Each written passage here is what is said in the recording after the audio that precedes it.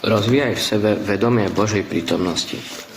Osobne pôjdem pred tebou a dovediem ťa k odpočinku. 2. kniha Mojžišova 33.14. Keď cítiš Božiu prítomnosť a vieš, že Boh je s tebou, zvládneš čokoľvek, čo život prinesie.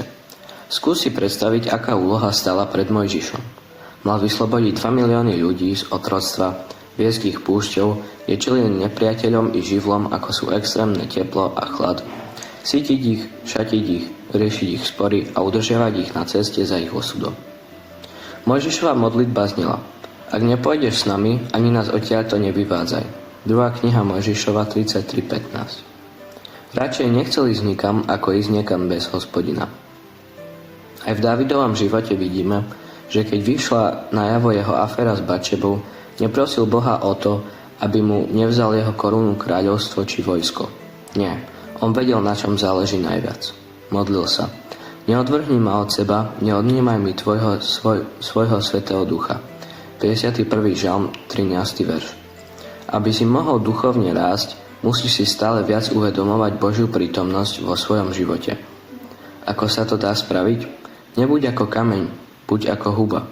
Keď hodíš kameň do rieky, bude na povrchu mokrý, ale jeho jadro zostane suché a tvrdé.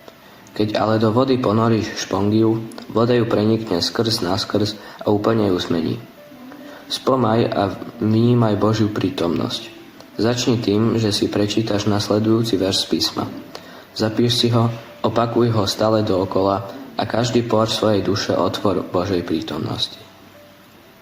V tvojom strede je Hospodin, tvoj Boh, hrdina, čo zachraňuje, radosne nad tebou jasá, svojou láskou ťa tíši, zvučí nad tebou plesa. Sofoniáš 3.17. Počuli ste dennú úvahu zo 4. vydania časopisu Živé slovo dnes.